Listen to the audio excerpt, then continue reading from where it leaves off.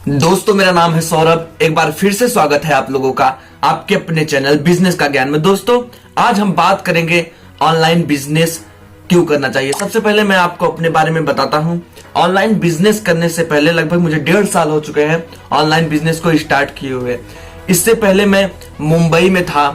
मुंबई में मैं जॉब करता था, इवेंट करता था, और कभी कभी तो जब इवेंट से मैं खाली होता था तो मैं कैटरिंग और वेटर का भी काम कर लेता था। देखिए, जो काम हम करते हैं अपने लाइफ में उसे हमें छिपाना नहीं चाहिए, क्योंकि वहीं से हमें मोटिवेशन मिलती है कि हम किस तरह से धीरे धीरे काम करना सीखेंगे और किस तरह से हम आगे बढ़ेंगे। तो ऑनलाइन बिजनेस करने से मुझे क्या प्रॉफिट हुआ है, मेरा 1.5 साल का क्या अनुभव रहा है ऑनलाइन बिजनेस में, और ऑनलाइन मुझसे जो सेलर नए नए जुड़ रहे हैं उनको क्यों ऑनलाइन बिजनेस में आना चाहिए, और एक प्रॉपर नॉलेज भी लेनी चाहिए, तब आना चाहिए।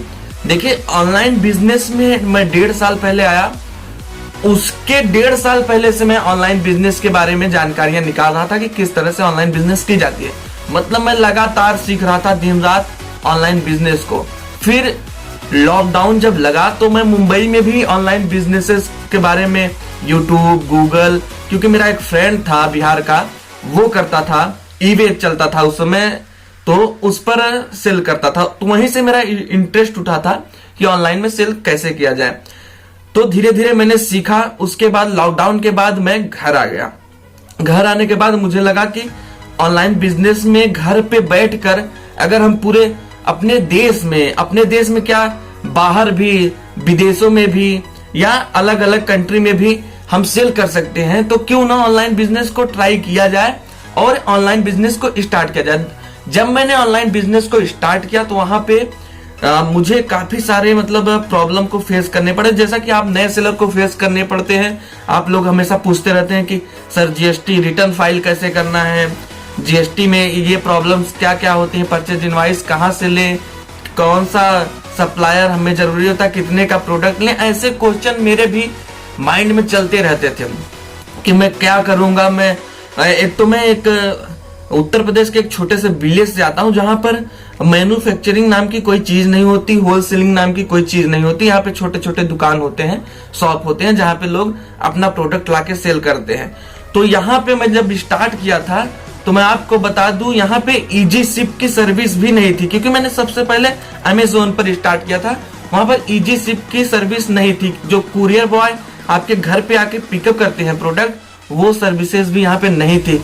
जब मुझे ऑर्डर आते थे तो मुझे खुद ही उनको सेल्फ शिप करना पड़ता था, इतनी प्रॉब्लम्स थी। और शुरू में मुझे इतनी नॉलेज भी नहीं थी रजिस्टर करते वक्त कि मैं किस कैटेगरी में रजिस्टर कर रहा हूँ, इजी शिप, सेल्फ शिप क्या है, ये चीजों का नॉलेज जब मैंने स्टार्ट कर दिया तब मुझे धीरे धीरे हो गया। तो दोस्तों, अगर आप एक नए सेलर हैं, आपके भी दिमाग में ये सारी चीजें चलती रहती हैं कि मैं किस तरह से करूंगा। जब हम करने लगते हैं कोई चीज तो हम धीरे धीरे उसको सीखने लगते हैं। दोस्तों, मैंने लगभग 10,000 से ही बिजनेस स्टार्ट किया हुआ था। आज मेरा लगभग 3 लाख के आसपास का बिजनेस ये पहुंच चुका है ई कॉमर्स का।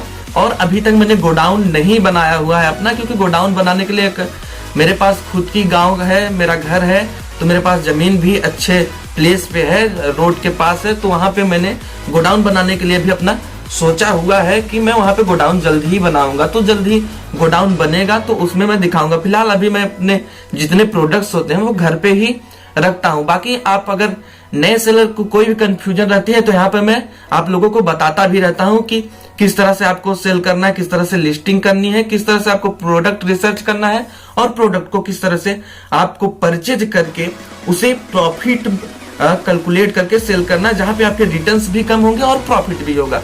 तो इस तरह से मैं धीरे धीरे, एक दिन में नहीं सीखा मैं।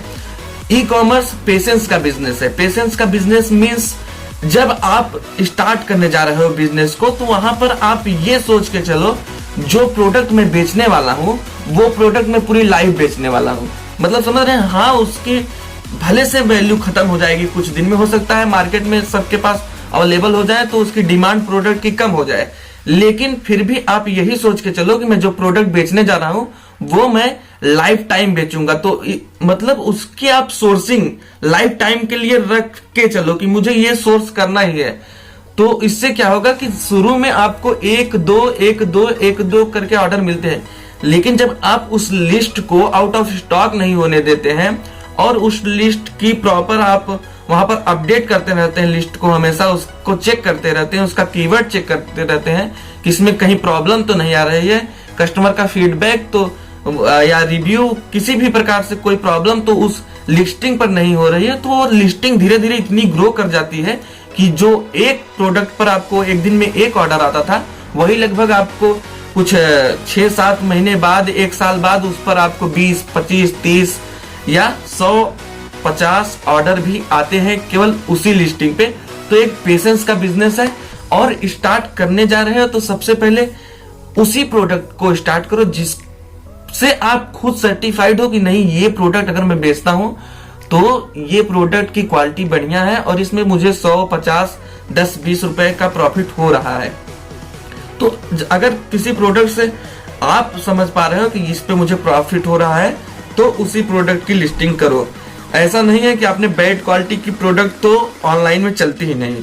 अगर आपने बैड क्वालिटी का प्रोडक्ट लगाया हुआ है तो आप सस्ता भी बेचोगे। मान लीजिए कि आपने 50 रुपए का प्रोडक्ट 100 रुपए में भी ऑनलाइन आप बेच रहे हो, 100 रुपए में तो कुछ बिकती नहीं है, लेकिन अगर 100 रुपए में भी बेच रहे हो, जैसे कि आजकल कमीशन काफी सारे मार्केट प्लेसेस पे 0 हो चुके हैं, तो वहां पर जब आप बेचोगे 100 रुपए में ना, तो लेगा कस्टमर। ऑनलाइन का ऐसा होता है 100 रुपए वाला भी प्रोडक्ट आपको वापस करेगा।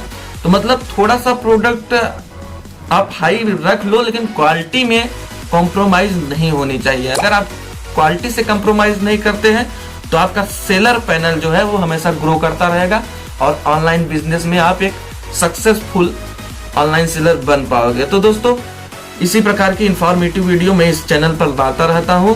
तो पहले तो आप इस वीडियो को लाइक करें अगर वीडियो पसंद आई है, और इस चैनल को सब्सक्राइब कर लें, क्योंकि मैं आपको ई कॉमर्स मार्केट प्लेस की जानकारियां इस चैनल पर हमेशा देता रहूंगा। धन्यवाद दोस्तों, जय हिंद।